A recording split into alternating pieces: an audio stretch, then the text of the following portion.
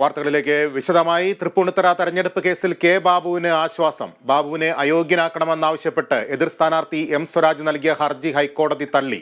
മതചിഹ്നം ഉപയോഗിച്ച് വോട്ട് തേടിയെന്ന ആരോപണം തെളിയിക്കാനായില്ലെന്ന് ഹൈക്കോടതി. സാക്ഷിമൊഴികൾ സാധൂകരിക്കുന്ന തെളിവുകൾ ഹാജരാക്കാനായില്ല. വിവരങ്ങളുമായി കൊച്ചിയിൽ നിന്ന് എബി ജോൺ തോമസ് ചേരുന്നു. എബി, ഏറെ ചർച്ച ചെയ്യപ്പെട്ട ഒരു കേസാണിത്. ഇപ്പോൾ കെ ബാബുവിന് ആശ്വാസകരമായ ഒരു വിധി ഉണ്ടായിരിക്കുന്നു. എന്തൊക്കെ കാര്യങ്ങളാണ് ഹൈക്കോടതി ചൂണ്ടിക്കാണിക്കുന്നത്? ലിബീഷ്, ഒറ്റ വരിയിൽ അവസാനിപ്പിക്കുന്ന ഒരു വിധിയാണ് ഇത്തവണ ഉണ്ടായിരിക്കുന്നത് ഈ കേസുമായി ബന്ധപ്പെട്ട്. അതിൽ ബാബുവിന് ആശ്വാസം. ഒപ്പം തന്നെ ലിബീഷ് ഇപ്പോൾ പറഞ്ഞതുപോലെ തന്നെ എതിരായി കൊണ്ടുവന്നിരിക്കുന്ന തെളിവുകളെ സാധൂകരിക്കാൻ, അതായത് സാക്ഷിമൊഴികൾ മാത്രമാണുള്ളത്.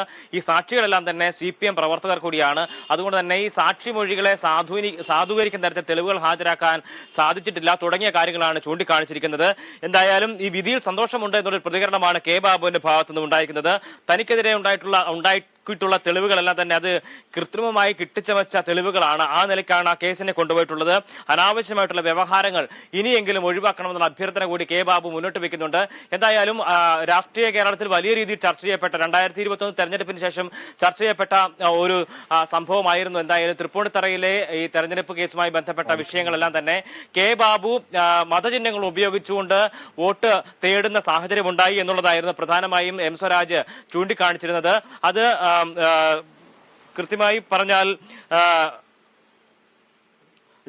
ജനപ്രാതിനിധ്യ നിയമത്തിലെ 8A വകുപ്പുകളുടെ ലംഘനം ആണ് കെ ബാബുവിന്റെ ഭാഗത്തുനിന്ന് ഉണ്ടായിരിക്കുന്നത്. അതിൽ പ്രധാനമായും പറയുന്നത് ജാതി, മതം, ഭാഷ, സമുദായം എന്നിവയുടെ പേരിൽ വോട്ട് ചോദിക്കുക, അതിനെതിരായിട്ടുള്ള അല്ലെങ്കിൽ ആ കാര്യങ്ങൾ ചൂണ്ടിക്കാണിച്ചുകൊണ്ടാണ് കെ ബാബുവിനെതിരെ എം സ്വരാജ് പരാതി നൽകുകയും അത് ഹർജി സമർപ്പിക്കുകയൊക്കെ ചെയ്തിരുന്നത്. ബാബുവിനെതിരായിട്ടുള്ള എല്ലാ ആരോപണങ്ങളും ഇതോടുകൂടി തള്ളുന്ന സാഹചര്യം കൂടിയാണ് ഉണ്ടായിരിക്കുന്നത് എന്നുള്ളതാണ് പ്രധാനമായും കണ്ടെത്തിയിരിക്കുന്നത്. കോടതി പറഞ്ഞിരിക്കുന്ന കാര്യങ്ങൾ എങ്ങനെയാണ്? ബാബുവിനെതിരായിട്ടുള്ള സാക്ഷിമൊഴികൾ മാത്രം ആണ് ഉണ്ടായിരുന്നത്. ഈ സാക്ഷിമൊഴികളെ സാധൂകരിക്കുന്ന തെളിവുകൾ ഹാജരാക്കാൻ സ്വരാജിന് കഴിഞ്ഞിട്ടില്ല. ഒപ്പം തന്നെ സാക്ഷികളെല്ലാം തന്നെ CPM പ്രവർത്തകരാണ് എന്നുള്ള ബാബുവിന്റെ വാദം കോടതി ശരിവെക്കുകയും ചെയ്തിട്ടുണ്ട്. അങ്ങനെയാണ് ഈ കേസിന്റെ ഒരു പരിസമാപ്തിയിലേക്ക് കാര്യങ്ങൾ എത്തുന്നത്. എന്തായാലും ബാബുവിന് ആശ്വാസം നൽകുന്ന വിധി, ഒപ്പം തന്നെ എം സ്വരാജിന് വലിയ രീതിയിൽ തിരിച്ചടിയൊക്കെ ഉണ്ടായിട്ടുണ്ട്. എം സ്വരാജ് അല്പസമയത്തിനകം തന്നെ മാധ്യമങ്ങളെ കാണും എന്നാണ് ഇപ്പോൾ മനസ്സിലാക്കാൻ കഴിയുന്നത്. അരമണിക്കൂറിനുള്ളിൽ അദ്ദേഹം കൊച്ചിയിൽ ലെനിൻ സെന്ററിൽ മാധ്യമങ്ങളെ കാണുമെന്നൊരു അറിയിപ്പ് കൂടി ഇഘട്ടത്തിൽ നൽകിയിട്ടുണ്ട്. എന്തായാലും കേസിന്റെ തുടർ നടപടികൾ ഉൾപ്പെടെയുള്ള കാര്യങ്ങളിൽ എന്തായാലും എം സ്വരാജിന്റെ ഭാഗത്തുനിന്ന് പ്രതികരണങ്ങൾ ഉണ്ടാകാനാണ് സാധ്യത.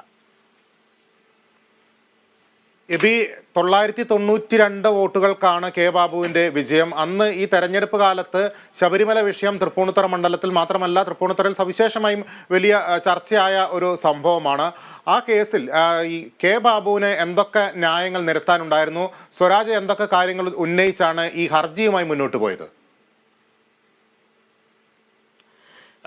കെ ബാബു പ്രധാനമായും ചൂണ്ടിക്കാണിച്ചത് ഈ സ്ലിപ്പാണ് പ്രധാനമായി ഈ നിയമസഭാ തെരഞ്ഞെടുപ്പ് 2021 നിയമസഭാ തെരഞ്ഞെടുപ്പിൽ തൃപ്പൂണിത്തുറ മണ്ഡലത്തിൽ ഈ വിഷയങ്ങൾ ചർച്ച ചെയ്യപ്പെടുമ്പോൾ മതചിഹ്നങ്ങൾ ഉപയോഗിച്ചുകൊണ്ട് കെ ബാബു വോട്ട് ചെയ്യാം അല്ലെങ്കിൽ വോട്ട് അഭ്യർത്ഥിച്ചു എന്നുള്ളതായിരുന്നു പ്രധാനമായും ചൂണ്ടിക്കാണിച്ചിരുന്നത്. ഇതിനായി തെളിവായി സമർപ്പിച്ചിരുന്നത് ഈ സ്ലിപ്പിൽ അയ്യപ്പന്റെ പടം, ഒപ്പം തന്നെ 2 ചിഹ്നം, കെ ബാബുവിന് വോട്ട് ചെയ്യണം തുടങ്ങിയ കാര്യങ്ങളെല്ലാം ചൂണ്ടിക്കാണിച്ചുകൊണ്ടാണ് ആ സ്ലിപ്പ് സമർപ്പിച്ചിരുന്നത്. മത്സരം ശബരിമല അയ്യപ്പനും എം സ്വരാജും തമ്മിലാണെന്നുള്ള പ്രചാരണം ഉൾപ്പെടെ നടത്തിയിട്ടുണ്ട്. എം സ്വരാജ് വിജയിക്കുകയാണെങ്കിൽ അവിടെ തോൽക്കുന്നത് അയ്യപ്പനാണ് തുടങ്ങിയ രീതിയിലുള്ള പ്രചാരണങ്ങൾ കെ ബാബുവിന്റെ ഭാഗത്തുനിന്നും UDFന്റെയും കോൺഗ്രസിന്റെയും ഭാഗത്തുനിന്നും ഉണ്ടായിട്ടുണ്ട് എന്നുള്ള കാര്യങ്ങൾ ചൂണ്ടിക്കാണിച്ചുകൊണ്ടായിരുന്നു എം സ്വരാജ് ഈ പരാതി നൽകുന്നതും ഈ നിയമ നടപടികളിലേക്ക് പോകുന്നതും. എന്നാൽ ഈ തെളിവുകളെല്ലാം തന്നെ കെട്ടിച്ചമച്ചതാണ് എന്നുള്ള ഒരു വിശദീകരണമാണ് കെ ബാബുവിന്റെ ഭാഗത്തു നിന്നും ഉണ്ടായിരുന്നത്. ഒപ്പം തന്നെ സാക്ഷിമൊഴികളാണ് പ്രധാനമായും ചൂണ്ടിക്കാണിച്ചിരുന്നത്. ഈ സാക്ഷിമൊഴികൾ മാത്രമാണ് ഉണ്ടായിരുന്നത്. സാക്ഷിമൊഴികളെ പക്ഷേ സാധൂകരിക്കുന്ന തെളിവുകൾ ഹാജരാക്കാൻ സ്വരാജിന് കഴിഞ്ഞിട്ടില്ല എന്നുള്ളതാണ് കോടതി പ്രധാനമായും പറയുന്നത്. അതുകൊണ്ട് തന്നെ എന്തായാലും കെ ബാബുവിന് MLA ആയി തന്നെ തുടരാം എന്നുള്ള ഒരു വിധിയാണ് ഹൈക്കോടതിയുടെ ഭാഗത്തു നിന്നും ഇപ്പോഴുണ്ടായിരിക്കുന്നത്. ഈ ബാബുവിനെതിരെ ഉന്നയിച്ചിട്ടുള്ള ആരോപണങ്ങളെല്ലാം തന്നെ പൂർണ്ണമായും തള്ളിക്കളയുന്ന ഒരു വിധി കൂടിയാണ് ഹൈക്കോടതിയുടെ ഭാഗത്തു നിന്നും ഉണ്ടായിരിക്കുന്നത്.